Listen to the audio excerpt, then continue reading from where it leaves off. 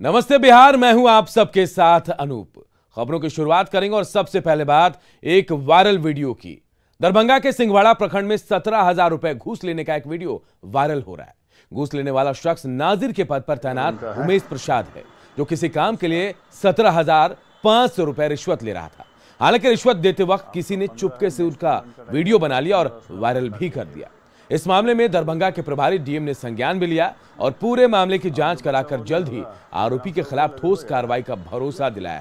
इससे पहले भी 11 फरवरी को इसी प्रखंड में दाखिल खारिज के नाम पर डाटा ऑपरेटर का घूस लेते वीडियो वायरल हुआ था और अब नाजिर पर रिश्वतखोरी के गंभीर आरोप लगे हैं। 15,000 दूसरा पेमेंट में अपना काट लीजिए, रख लीजिए साइड में।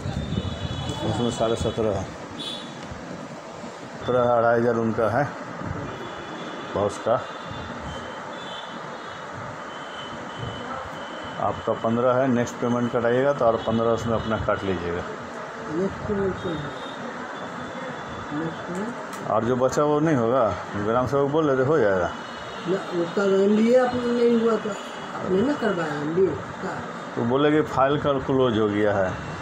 कैश तो क्लोज हो गया है। आते हैं तो देख लीजिएगा कोशिश करके। इसमें जो हम 30 दे देते तो हमको बचवे क्या करता, इसको करवा देंगे।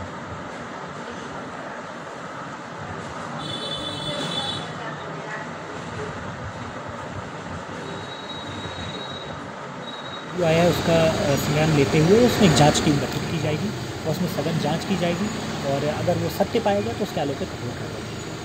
किस प्रकार उसके कार्रवाई की जाएगी?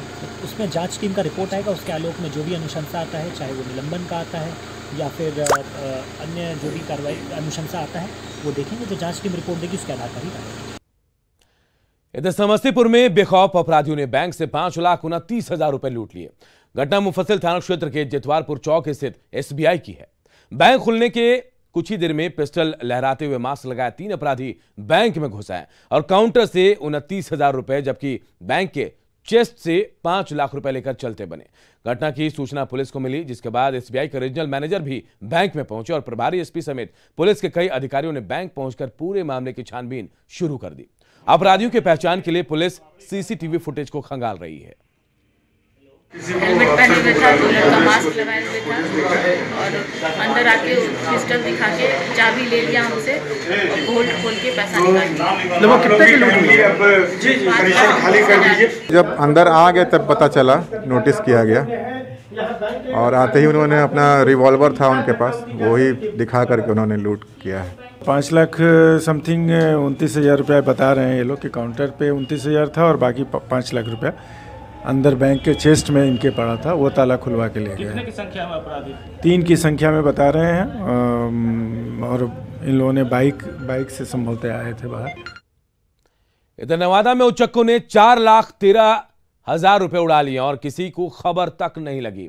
घटना Warisaliganj state bank of India की शाखा की है, जहां सुपर गैस एजेंसी का स्टाफ बैंक खुलने के साथ ही 10 बजे 4,13,000 रुपए लेकर भरा हुआ झोला लेकर पहुंचा था, जहां उचक्के पहले से ही घात लगाए बैठे थे। और जैसे ही वो शख्स काउंटर के अंदर एक कुर्सी पर पैसे रखकर मैनेजर से मिलने गया, उचक्के पैसे उड़ाने लग गए और मौका हाथ लगते ही कुर्सी को अपनी ओर खींचकर पैसे से भरा झोला लेकर फरार हो गए।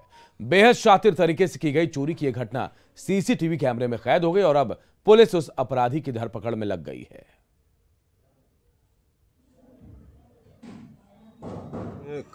कैश काउंटर पर जहाँ पैसा गिनाता वहाँ पे हम लोग पैसा डेली के अनुसार आज भी रखे और उसके बाद हम मैनेजर साहब से मिलने गए। उसी के बीच में उचक्कों ने मेरा थैला काउंटर के अंदर से उड़ा लेके चला। कितना पैसा था थैला में? पैसा था उसमें 4,13,780 रुपये। इधर सिवान में बेखौफ अपराधियों ने ज्वेलर को चाकू मारकर 5 लाख के आभूषण और 35,000 रुपए नकद लूट लिए। घटना सराय ओपी थाना क्षेत्र के बैसाखी गांव के पास की है। जब स्वर्ण व्यवसायी मोनू कुमार अपनी दुकान बंद कर जा रहे थे, तभी बाइक से आए 2 अपराधियों ने उन पर चाकू से हमला कर दिया और लूट की बड़ी वारदात को अंजाम दिया। गंभीर हालत में जख्मी स्वर्ण व्यवसायी को सदर अस्पताल में भर्ती कराया गया है। फिलहाल पुलिस पूरे मामले की छानबीन कर रही है। वहीं इलाके में आए दिन हो रही आपराधिक वारदात से स्थानीय लोग गुस्से में हैं।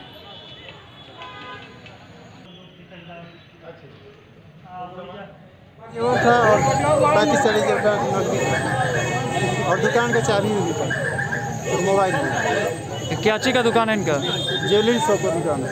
ये लोग कितने आदमी थे मोटरसाइकिल से जो लोग जिनके साथ हादसा हुआ है? वो अकेले थे। अकेले थे? जो लूट किया से वो लोग कितने लोग थे? वो 2 बाइक से था। तो अभी ने अपराधी ने 2 मोटरसाइकिल से आए और हाथ लगा के इनको हमला किए। 2 छुरा मारने के काम के पेट में लगा है, उनको पीछे भी लगा है। निश्चित तौर पर वो जीवन और मौत से जूझ रहे हैं और वहाँ पर जो घटना घटा है, आए दिन इस तरह की घटना घटी है। कभी लूट हो जाता है, कभी गोली मार दिया जाता है। अब बात शेखपुरा की, तो शेखपुरा के जिला शिक्षा पदाधिकारी का एक वीडियो वायरल हो रहा है। इसमें वो वेतन बंद होने से परेशान है और पूरे परिवार के साथ आत्महत्या की धमकी भी दे रहे हैं। डीओ नंदकिशोर राम का आरोप है कि दिसंबर महीने से आरडीडीई मुंगेर ने बिना कारण बताओ नोटिस किया, अचानक ही उनका वेतन बंद कर दिया, जिससे उनकी आर्थिक स्थिति काफी खराब हो गई। परिवार बेहद गंभीर संकट से जूझ रहा है। पत्नी किसी हादसे में जल गई और बीमार है। बड़े भाई लकवा के शिकार हैं। विभाग से 28 लाख रुपए का कर्ज ले रखा है, जिसके भुगतान को लेकर दबाव में है वो। बेटी की पढ़ाई बाधित है, लेकिन लाख गुहार के बाद भी उनका वेतन जारी नहीं किया गया। हालांकि इस संबंध में डीएम के हवाले से बताया जा रहा है कि 25 फरवरी को उनका वेतन रिलीज कर दिया गया है। बहुत कष्ट जी रहा है। हाँ तो हुआ, पत्नी बीमार, भाई हमारा पहले लाइसेंस वीडियो में माझी जी पकड़वा दी। वेतन कल नहीं मिलेगा, कल पूरा के हम लोग सुसाइड करें। आज वेतन बंद है। हम उनको यह दिए स्पष्टीकरण का जवाब दिए, उनकी क्या मंशा है। 4 वीडियो का रिलीज कर दिया है। हम क्या कहाँ से रुका हुआ आपका वेतन है? आरडीडी महोदय मुंगेर से रुके, दिसंबर से रुके हुए हैं। बेटी का फीस नहीं दे पाया है। कौन वेतन मिल जाए, बाल बचा के हमारा इलाज करा सके। बिहार समेत पूरे देश में गर्मी बढ़ने लगी है और गर्मी के बढ़ते ही अगलगी की घटनाएं भी बढ़ गई। लिहाजा आपदा से बचने के लिए पटना में अग्निशमन विभाग की तरफ से मॉक ड्रिल किया गया और इसके जरिए लोगों को आग लगने की स्थिति में उससे लड़ने और बच निकलने की तकनीक की जानकारी दी गई। जब कहीं आग लग जाए, जब किसी की जान पर आग का खतरा हो, जब आग को रोकने के प्रयास नाकाफी साबित हो जाए, तो समाधान जागरूकता की शक्ल में मॉक ड्रिल के माध्यम से नजर आता है। पटना सिटी के बाजार समिति परिसर में अग्निशमन अधिकारियों के दस्ते और आग बुझाने के उपकरणों को उसी विपदा से निपटने के तौर पर रखा गया है। मकसद है लोगों को आग से निपटने के तौर तरीकों से वाकिफ कराना। अग्निशमन दस्ता और उनकी ड्रिल को लोग बड़े ही ध्यान से देख रहे हैं। वो इसलिए कि कभी भी जीवन में ये सीख काम आ सकती है। आग से बचना ही नहीं, आग में फंसे जिंदगी को बचाना भी एक बड़ी जिम्मेदारी होती है। इसलिए जरूरी है उन सभी दांव पेंच को सीखा जाए ताकि आप खुद एक फायर फाइटर साबित हो सके। बाजार समिति, कृषि उत्पादन बाजार समिति जो मुसल्लेपुर है, एक हॉट स्पॉट के रूप में हम लोग ने चिन्हित किया है जिला स्तर पर। और इसी को लेके कि क्या यहाँ पर जो जितने भी कर्मी हैं, जो काम करने वाले हैं, अधिकारी हैं, जो भी हैं, सभी को ये जागरूकता, अग्नि के कांड ना हो, इसके प्रति जागरूक करना मॉक ड्रिल के माध्यम से किया जा रहा है। गर्मी के शुरुआती दिनों में ही आग लगने और तबाही की खबर आनी शुरू हो गई है। इसलिए ऐसे आयोजनों से लोगों में जागरूकता तो आएगी ही, साथ ही आग से लड़ने और बचाने के उपायों पर जानकारी भी मिलेगी। Manoj Sinha, news 18, Patna city.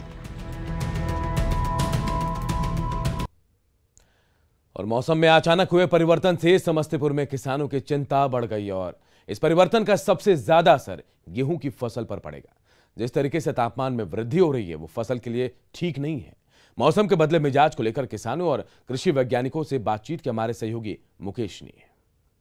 मौसम में अचानक परिवर्तन होने से गेहूं के पैदावार पर इसका असर पड़ रहा है। इस वक्त मैं समस्तीपुर के गेहूं के खेत में मौजूद हूं, जहां पर आपको ये लहलहाते फसल ज़रूर नज़र आ रहे होंगे, लेकिन बदलते मौसम पर इसका प्रभाव पड़ रहा है। हमारे साथ किसान हैं जिन्होंने इस बार अपनी पूरी मेहनत इस खेती में की है। हम इनसे जानना चाहेंगे कि क्या कुछ नुकसान हो रहा है इस बदलते मौसम। नुकसान यही हो रहा है कि मौसम में अभी ठंडा होना चाहिए, तो इतना गर्मी आ गया है जी, उससे नुकसान तो होगा ही। मौसम के कारण खेती अच्छा नहीं हो पाएगा। और यहाँ पर हमारे साथ हैं डॉक्टर राजेंद्र प्रसाद, केंद्रीय कृषि विश्वविद्यालय के वैज्ञानिक डॉक्टर सतीश। हम इनसे जानना चाहेंगे कि मौसम लगातार करवट ले रही से क्या फसल पर प्रभाव पड़ेगा, तापमान बढ़ रहे हैं। देखिए, अभी जो भी गेहूं का फसल है उसमें या तो एंथेसिस यानी फ्लावरिंग का समय है या फिर मिल्किंग का स्टेज है। अगर जो जल्दी लगा उसमें मिल्किंग हो रहा है, जो लेट से लगा उसमें एंथेसिस। इसके लिए जो अनुकूल तापमान होता है वो 12 से लेकर के 22 डिग्री सेंटीग्रेड तक होता है। अगर इससे ज़्यादा या कम होता है तो उस पर एडवर्स इफेक्ट पड़ता है, प्रतिकूल प्रभाव पड़ता है। लेकिन फिर भी माना गया है कि 28 डिग्री सेंटीग्रेड तक अगर टेम्परेचर जाता है तो पौधे वो तो सहन कर लेते हैं, लेकिन उससे ज़्यादा होने पे हमारे दाने जो गेहूं के इस बार बनेंगे, अगर उससे ज़्यादा टेम्परेचर हो गया तो श्रिबिल्ड हो जाएंगे, सिकड़े हुए बनेंगे। खेत में अगर नमी की कमी नहीं होती है तो फसल अच्छी हो सकती है, लेकिन किसानों को बदलते मौसम की चिंता अपने फसल को लेकर के साफ तौर पर उनके चेहरे पर देखने को मिल रही है। Mukesh Kumar, news 18 network, Samastipur. और आरा से एक बड़ी खबर इस वक्त आ रही है। आरा में रिसेप्शन से लौट रही 2 युवतियों को बदमाशों ने गोली मार दी है। दोनों की हालत इस वक्त गंभीर बताई जा रही है और इलाज के लिए उन्हें पटना रेफर किया गया है। युवतियां बाइक पर सवार थी और बदमाशों ने पहले उनको रोकने की कोशिश की और जब बाइक नहीं रोकी गई तो उन्हें गोली मार दी गई। ये घटना वलीगंज धरारा चौक की है। तो ये बड़ी खबर इस वक्त आरा से आ रही, जहां पर रिसेप्शन से लौट रही 2 युवतियों को बदमाशों ने गोली मार दी है।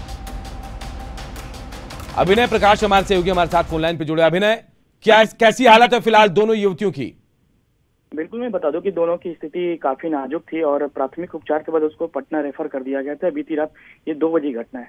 मैं बता दूं कि ये कल बहुभोज से दोनों युवती अपने मामा के साथ लौट रही थी और रास्ते में जब हथियारबंद अपराधियों ने जबरन रोकने की कोशिश की तो मामा ने तुरंत अपने तत्परता दिखाते हुए बाइक को आगे बढ़ाया तो अंधाधुंध फायरिंग अपराधी द्वारा कर दी गई, जिसको लेकर बाइक के पीछे दोनों युवती जो बैठी थी, दोनों के हाथ में गोली लगी और दोनों काफी गंभीर रूप से जख्मी हुए और ब्लीडिंग ज्यादा होने लगा, जिसको लेकर तुरंत वहां के ग्रामीण द्वारा, स्थानीय लोगों के द्वारा सदर अस्पताल लाया गया, जिसमें एक युवती की स्थिति काफी नाजुक बताई जा रही थी, जिसको दोनों युवतियों को अच्छे इलाज के लिए पटना रेफर कर दिया गया था। जी अभिनय, पुलिस कोई जानकारी दे पा रही, किसी की गिरफ्तारी हो पाई?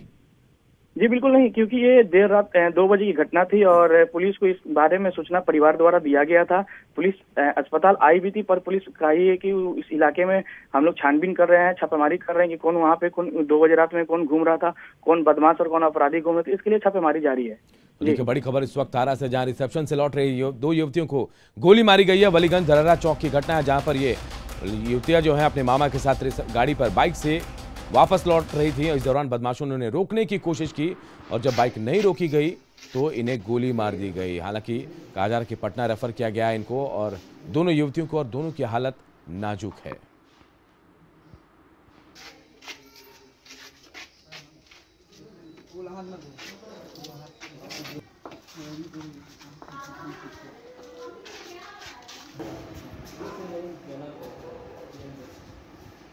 तो तस्वीरें भी हम आपको दिखा रहे, देखिए यही वो युवतियां जिन्हें गोली मारी गई है। बदमाशों ने इन्हें देर रात करीब 2 बजे गोली मारी है और उसके बाद इन्हें इलाज के लिए अस्पताल लाया गया, लेकिन जब इनकी हालत ठीक नहीं हुई तो इन्हें रेफर कर दिया गया है पटना।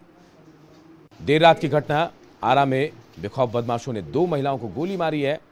बताया जा रहा था कि ये रिसेप्शन से वापस अपने मामा के साथ बाइक पर लौट रही थी और इसी दौरान बदमाशों ने इन्हें रोकने की कोशिश की और बाइक नहीं रोके जाने पर पीछे से अंधाधुंध फायरिंग शुरू कर दी, जिसमें से 2 युवतियों को गोली लगी। सरकार का निर्देश है कि एनएच पर ट्रॉमा सेंटर स्थापित हो, लेकिन जमुई में अब तक इसकी शुरुआत नहीं हो पाई, जबकि शहर से 2 एनएच और एसएच गुजरती है और यही नहीं, सबसे व्यस्त मार्ग होने की वजह से अक्सर यहां सड़क दुर्घटनाएं भी होती हैं। लेकिन इमरजेंसी में घायलों को पटना रेफर करना पड़ता है, जिसमें कई लोग रास्ते में ही दम तोड़ देते हैं। ट्रॉमा सेंटर का जायजा लिया हमारे सहयोगी केसी कुंदन ने। जमुई का सदर अस्पताल जो है अधिकांश मामले में रेफर कर दिए जाते हैं। जो सड़क हादसे जो केस होते हैं, देखा जाए तो 10 में से 8 जो पेशेंट होते हैं उनको रेफर कर दिया जाता है पटना। और सबसे बड़ी बात है कि नज़दीकी ज़िलों में भी ट्रामा सेंटर नहीं होने से जब अगर पेशेंट पटना जा रहा है तो उसकी मौत रास्ते में ही हो जाती है। इसलिए कई बार मांग भी हुआ और स्वास्थ्य विभाग का निर्देश भी आया, लेकिन ऐसा कुछ नहीं हुआ। हमारे साथ सदर अस्पताल के जो सुपरिटेंडेंट हैं उनसे हम बात करेंगे। अच्छा सर, ट्रामा सेंटर खोलने की बात की हर जिले में, खास करके जो नेशनल हाईवे से गुजरने वाले जो जिले हैं वहाँ पर, लेकिन जमुई जिले में अभी तक नहीं हो पाया। बहुत परेशानी होती है। ट्रॉमा का जो भी केस आता है वो सदर हॉस्पिटल में आता है, उसका ट्रॉमा का ट्रीटमेंट किया जाता है। जितना संभव होता है ट्रीटमेंट किया जाता है, लेकिन कोई स्पेसिफिक या स्पेसिफाइड ट्रॉमा सेंटर यहाँ पर नहीं है। स्पेसिफिक या स्पेशलाइज्ड ट्रॉमा सेंटर नहीं है। कहने का मतलब कि सदर अस्पताल जमुई जो घायल आते हैं उनको यहाँ पर प्राथमिक उपचार दिया जाता है और फिर उन्हें रेफर कर दिया जाता है। ऐसी स्थिति में बहुत से लोगों की मौत रास्ते में ही हो जाती है। केसी कुंदन, न्यूज़ 18 जमुई। और होली के नजदीक आते ही ट्रेन के टिकट के लिए मारामारी शुरू हो गई है। लोगों को कंफर्म टिकट नहीं मिल रहा है। पटना से कहीं आने जाने के लिए लोगों को टिकट नहीं मिल रहा है। कई ट्रेनों को रद्द भी कर दिया गया है। वह स्पेशल ट्रेन चलाने का ऐलान भी नहीं हुआ है। होली नजदीक है और इसे लेकर के टिकटों की मारामारी अभी से शुरू हो गई है। आपको बता दें कि यहाँ से दिल्ली जाना हो या फिर दिल्ली से आना हो या फिर अपने घर जा रहे हो तो लोग परेशान हैं, क्योंकि किसी को भी कंफर्म टिकट नहीं मिल रहा है। कोई भी ट्रेन जो आ रही है या फिर जाने वाली है उसमें नो रूम दिखा रहा है और ये परेशानी जो है वो लोगों के साथ है। और ये देखिए यहाँ का टिकट काउंटर है जो यहाँ पे है, लेकिन यहाँ पे लोग परेशान हालत में हैं। आप कहाँ जाना था? बेगूसराय।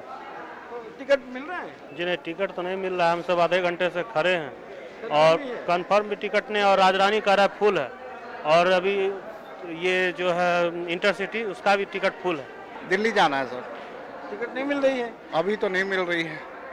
फिर बड़ी मुश्किल होगी, कैसे जाएंगे? अब सर कुछ ना कुछ तो जुगाड़ करेंगे, लेकिन वही वाली बात है कि टिकट तो अगर आप कोरोना काल में भी ऐसे चलेंगे और दिक्कत तो है ही। कहाँ मिल रहा है? इधर हम तभी फॉर्म भर के जा रहे थे, बोला कि टिकट नहीं मिलता है। नहीं है जी, नहीं मिल रहा है। नहीं, कंफर्म नहीं मिल रहा है। बोले बरौनी तक टिकट के लिए लोग परेशान है, लेकिन यहाँ पे बताया जा रहा है कि नो रूम है किसी ट्रेन में। सबसे परेशानी वाली बात है कि कई ट्रेनें जो हैं वो रद्द की गई हैं।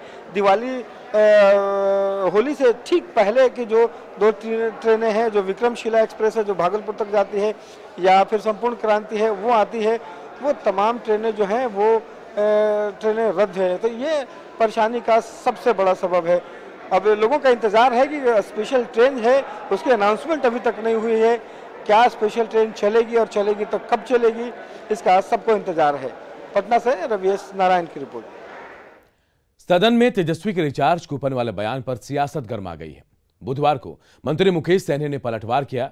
एमएलसी बनाने को लेकर तेजस्वी के तंज पर सहनी ने कहा कि मुझे तो रिचार्ज के लिए झारखंड से भी फोन आ रहे हैं।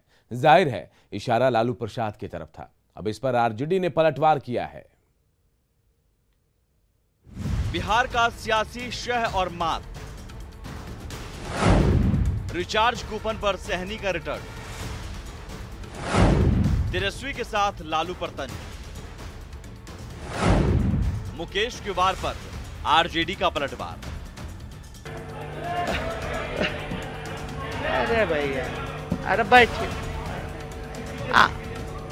अरे अभी आपका तो पता नहीं। आपको मुकेश जी सुन लीजिए, आपको आप रिचार्ज कूपन आपका फिर रिचार्ज हो पाएगा। तेजस्वी ने लगभग 1 सप्ताह पहले मुकेश सहनी को रिचार्ज कूपन कहा था। बुधवार को बारी सहनी की थी और तेजस्वी को जवाब विधान परिषद में मिला। मुकेश सहनी ने तेजस्वी के साथ ही उनके पिता की ओर भी इशारा करते हुए तंज कसा और इसमें साथ मिला सहयोगी जेडीयू का।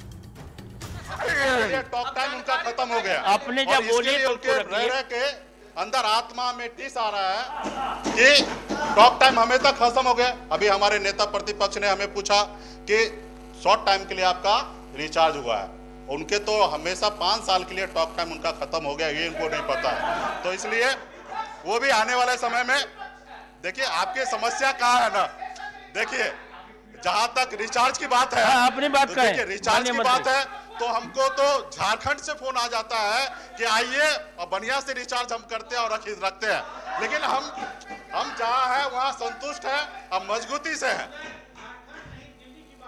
नहीं, झारखंड मेरे पास सब डिटेल है, अब झारखंड से कहाँ है वो नहीं बताना चाहूंगा, अच्छा नहीं लगेगा। सियासत में वार पलटवार कोई नई बात नहीं है। पहले तेजस्वी का तंज और फिर मंत्री मुकेश सहनी का लालू परिवार पर वार। अब अपने नेता पर टिप्पणी के बाद भला आरजेडी चुप कैसे रहता, तो सुबोध राय ने पलटवार किया और मुकेश सहनी की हैसियत नापी। झारखंड से फोन आता है तो सार्वजनिक क्यों नहीं करते भाई? इतना बड़ी औकात नहीं हो गई है आपकी, इतनी बड़ी औकात आपकी नहीं हो गई है झारखंड से कहीं से फोन आए। आपकी औकात क्या है वो बिहार की जनता जानती है। आप मछुआरा भाई को जो ठगने का काम कर रहे हैं, मछुआरा भाई कभी आपको माफ नहीं करने जाते। सियासत में शह मात कोई नई बात नहीं है। जनता की नजरों में खुद के वजूद को बनाए रखना है। ऐसे में कोई वार करे तो फिर मजबूती से पलटवार करना पड़ता है। न्यूज़ 18 के लिए पटना से रवीश नारायण की रिपोर्ट। नमस्ते बिहार में कुछ और खबरें, लेकिन एक छोटे से की रसीद नहीं कट रही है। ऐसे में यह मुद्दा विधानसभा में भी उठा। जदयू विधायक डॉक्टर संजीव कुमार समेत 16 विधायकों ने इस मुद्दे पर सरकार से पहल की मांग की है। टोपोलैंड का मामला है, ये बिहार में हमें लगता है कि 13-14 जिला प्रभावित है। इसमें लाखों किसानों के लाखों हेक्टेयर जमीन है जो टोपोलैंड कहलाते हैं। आखिर कब तक ये सिलसिला चलता रहेगा और किसानों को छलता रहेगा सियासत? तो मैं ये चाहता हूं कि किसानों के हित की बात है, वो उसको बंदोबस्ती फिर से जारी किया जाए जो जेन्युइन उसके हकदार थे आज तक। हमारा जमीन है, हमारा उपज होता है, हम उसमें खेती करते हैं और सरकार उसको एलपीसी नहीं देती है। ये कितनी गलत बात है। सरकार को इस पर सुधार करना चाहिए। और आज ये क्वेश्चन बहुत अच्छा था। टोपोलैंड के संबंध में सरकार का जवाब जो आया है, उन्होंने कहा कि हम इसको दिखवा रहे हैं। और माननीय अध्यक्ष महोदय का भी नियमन ठीक था। उन्होंने कहा कि इस वित्तीय वर्ष में कराइए या अगले वित्तीय वर्ष में। उन्होंने कहा कि समय लगेगा सर, हम इसी वित्तीय वर्ष में आदेश दिया है जांच करने का। जांचोपरांत जब आएगा मैं जरूर करूंगा। विधानसभा में शिक्षा विभाग का बजट पेश किया गया। शिक्षा मंत्री ने 38,035 करोड़ के बजट में शिक्षा व्यवस्था से जुड़ी महत्वपूर्ण विषयों की चर्चा की और कहा कि प्राइमरी स्कूलों में अब क्षेत्रीय भाषा में पढ़ाई होगी। सरकार के इस फैसले का सत्ता पक्ष के विधायकों ने स्वागत किया तो विपक्ष ने सरकार पर शिक्षा की उपेक्षा का आरोप लगाया। ये सरकार ने फैसला लिया है कि प्रारंभिक विद्यालयों में शिक्षण का माध्यम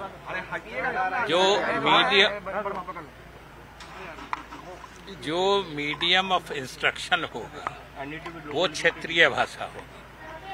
क्योंकि ये सामान्य समझदारी की बात है कि बच्चे अपनी मातृभाषा में चीजों को, विचारों को ज्यादा सहजता से सीखते हैं और समझते हैं। इसलिए ये सरकार ने फैसला लिया है।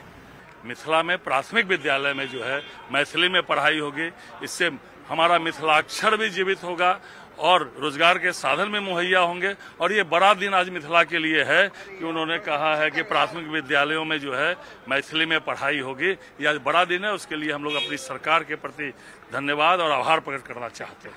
प्राइवेट स्कूल में बिना पढ़ाए हुए कोरोना काल में भी आज स्कूल के संचालक बच्चों से पैसा मांग रहे हैं।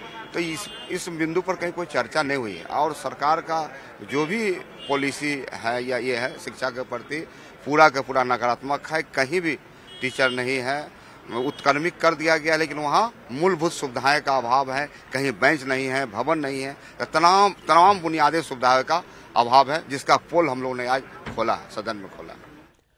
और नमस्ते बिहार के इस बुलेटिन में इतना ही, लेकिन खबरें लगातार जारी है। देखते रहिए न्यूज़ 18 बिहार झारखंड।